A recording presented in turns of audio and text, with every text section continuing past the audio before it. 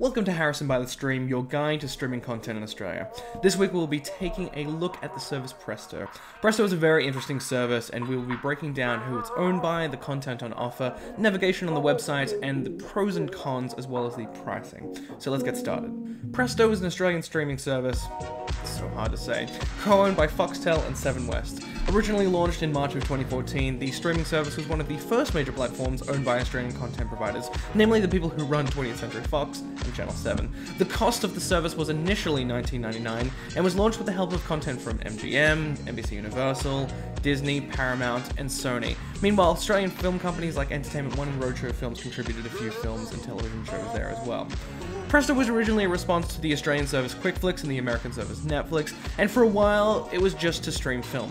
However, in late 2014, the service changed their strategy and Presto Movies eventually became Presto Entertainment. It happened actually earlier this year, strangely enough about 1 to 2 weeks before Stan was launched, so I think it was a good strategy overall. Now you would think Presto has a lot on offer, especially when you're looking at the owners, one of the highest rated TV channels in all of Australia, and the company that has a monopoly on paid content subscription. Strangely enough, there is so much and yet so little from both. If you're a fan of the work of Channel 7, then there's kind of a lot on offer here, especially when it comes to locally produced content. This includes classic Australian family dramedies such as Always Greener, Packed to the Rafters, Winners and Losers, and of course the medical drama All Saints. Hey, if that's what you're into, that's awesome and you're probably over 30. However, there is strangely enough a lot of ABC productions on there, such as A Moody Christmas, Redfern Now, Upper Middle Bogan, and Jimmy Brown Schoolgirl. A few of these shows are also on Stan and ABC iView, so, you know, maybe have a look if that's what you're into, or if that's what you really want out of Presto.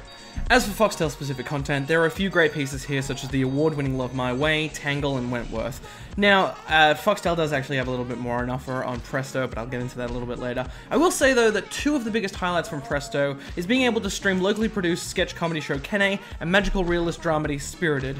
Both are Australian productions that definitely deserve a second look. Now, Kene has some of the fastest punchlines, slickest camera work, and some of the best comedic acting this side of Comedy Company and Skit House. Meanwhile, Spirited is a show with a lot of heart and contains some truly hilarious and genuine moments that need to be seen. Also, Peep Show's Matt King gives a great performance as a ghostly rocker, and the truly gorgeous and talented Claudia Cavan, who you may know from Love My Way and Puberty Blues, both definitely deserve more recognition and awards, and just bringing life to such a pleasantly odd and wonderful show. However, I will say, in regards to viewing content and content management, there are some oddities not dissimilar to Stan. There are some seasons of shows that are just completely missing, or even in the case of animated Aardvark and Nostalgia Trip Arthur, only has one season. It's season 14. I was hungover one morning and I knew the service had Arthur, and I was like, yeah, I'll wake up, have a bit of juice, watch the pilot, and it was not a wonderful kind of day. There was not actually what I wanted on there. It's so weird that this is such a constant thing with digital streaming services, as opposed to like Netflix and Hulu. Either they'll have all of the show or more of the recent episodes, and I'm okay with that, I'm fine with that, but to just have one season is such an oddity. I mean, it's a minor gripe, but I'm assuming that ABC holds the rights to more of the PBS animated series, and then Foxtel does, and therefore it has more of a right to air it on iView or on their own channels than Presto does. I hope to figure out why this is the case quite soon. Two of the biggest highlights, however, is definitely Presto's selection for films and for HBO. Firstly, if you're a big fan of modern cinema, especially horror, drama, and action, you are going to be in love with Presto. The selection of all of these genres is updated constantly, and some of the content on offer is absolutely incredible. You can see a few of last year's great films, such as Star Trek Into Darkness, You're Next, Need for Speed, Ride Along, The Amazing Spider-Man 2. I think this is really, really great, but I will say that in regards to HBO content, and I say this with a very large warning, there's a lot on offer here, but don't sign up to Presto if that's just what you want. If you just want HBO, we'll talk about that a little bit later. If you've never seen The Wire, or The Sopranos, or Entourage, hey, maybe this is for you, but if you're following modern shows such as Clang Clang Bloody Thingamaboobs, aka Game of Thrones, or whiny New York City Sims, aka Girls, they're not in its entirety on Presto. In fact, Game of Thrones is not even on here. It's not even between Frasier and Girls. It's just not on here whatsoever. Girls, on the other hand, it just has the first 2 seasons, which I'm a huge fan of, and will continue to watch. I'm loving season 4 right now. But yeah, there's just the first 2 seasons. There's no season 3, and there's no current season 4, which is really, really awful. But why is this? So let's let me explain what is going on with HBO and Foxtel. So as some of you may be aware, Foxtel has done a lot of deals with HBO over the years. The American original content creator for Boobs, Bloods, and Swears didn't actually always have exclusive deals with Foxtel. In fact, between 1999 and 2006, Channel 9 and Channel 10 would run The Sopranos and Curb Your Enthusiasm and Sex and the City, and they would be during their late night time slots between like 10:30 and midnight. It was fantastic. My dad and I, we would like DVD record some of the episodes there before DVRs were a thing. However, when the shows became bigger through DVD sales and piracy, Foxtel did their hardest to pay top dollar for that content. Unfortunately, they narrowly missed out when growing digital streaming network QuickFlix was launched. This is exactly what people wanted at the time. QuickFlix, kind of copying Netflix's model. They had the DVDs that were able to be rented for a smaller period of time, and also eventually streaming content was a part of QuickFlix's new deal in 2010 and 2011. Of course, as time wore on, people wanted to pay less for their content, especially when there were cheaper and free avenues to watch and view that content. This, however, came to a front around early 2014, right before Season 4 of Game of Thrones was released. So basically they had a first-run content deal with HBO that basically locked out iTunes and QuickFlix customers, and they basically could not view their beloved show on a week-to-week basis. The only option was actually Foxtel. What a pack of I think Foxtel's two biggest drawbacks, especially in a digital age, has always been price and content, especially repetitive content, and I think Presto is a move in the right direction. Their content is comprehensive, and I think it fits the market they advertise to. However, it's not really wowing any TV or film fans outside of bloggers from the early 2000s.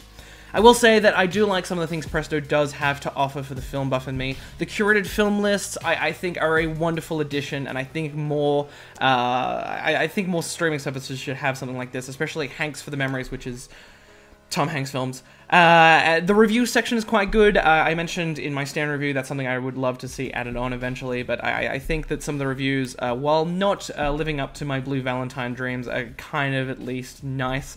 Also, how they categorize films is something I really enjoy, and the navigation on the site is incredibly easy. Their search function is really intuitive and really, really great. Sometimes when I'm typing names or if I'm typing in the title of a film usually it'll actually just come up with the little bars, and it just makes it so easy to click on. Plus, if you search for any actor or director, you can just click on the side of the content page and you can just find other stuff done by those people. It's actually quite great. I will say, however, Presto did really let me down in two of the biggest aspects where I've seen digital and streaming content do really, really well, especially in terms of Stan. There's no app for Android for Presto. Now, there is one on the Google Play Store, but it's also one of the reasons why I haven't mentioned the app functionality for Presto whatsoever. It's really disappointing to see a huge company like Foxtel look serious when they want to break into the market, especially the digital market, and they don't have an app that functions with this Samsung Galaxy S4. It's one of the biggest phones on the market. I understand that they have stuff for the iPad, stuff for a few tablets that are Android-based. That's totally fine, but I was not able to review this portion of Presto, which is kind of unfortunate because, hey, I like streaming content. There is no proper way for me to stream content to my Chromecast. I have a nice TV. It's not a great TV. It's a nice TV. It's the first TV I ever bought when I had a part-time job. I've had it for over 6 years, and it's still functional, and I love streaming content to it because it looks nice, and it's really easy, and it's what the future was told to me in Back to the Future Part 2. But it looks like that is not the case with Presto. If you do have Apple TV or an iPad, you can definitely do that. I highly suggest it. It's just not something that I can do. Finally, look, I think Presto is a neat service. It's a good platform, and even at a year old, the only significant thing it's done so far is drop its price to accommodate a changing digital economy and a growing market in Australia. So is Presto worth it? I'd say not so much. I think as an alternative to Foxtel, absolutely. I think Foxtel is really expensive. It doesn't provide the amount of content for the price that you pay, unless you're really into first-run TV shows or sports. Not to mention, it has an excessive amount of decades-old content that I feel like is only for baby boomers and maybe Gen Xers who have a little bit of nostalgia for 70s and 60s TV shows. Look, I think also the fact that ads are running on Foxtel is really fucked. That was something that took me so long to get my head around when I first was introduced to Foxtel when I was like 15 or 16. It just seems such an absurd thing. You already pay for a service, but they have ads on it. That seems so weird for me. In comparison to Stan, I'd say stick with Stan. Presto has so many issues that in terms of I guess content and the weighing down of Foxtel on their back, and also some of them, like, I couldn't find a way to watch the films with subtitles. Maybe that's something in the app I wasn't able to check. I'm really, really sorry. Wonderful people at Presto. You guys seem nice. Your social medias run really, really well. I'm really sorry that I have to do this to you. I'd say, look, stick with Stan. There's so much on offer there, especially now that they've got Better Call Saul in there. Have you been watching that? It's so awesome. Oh, it's so good. Also, Presto compared to Netflix, I mean, are you kidding? Are you messing me with, like, why would you get rid of Netflix to get Presto? It seems an absurdity. It seems so absurd. You're a funny guy. You know that? You're really good. Anyway, thank you so much for watching Harrison by the Stream.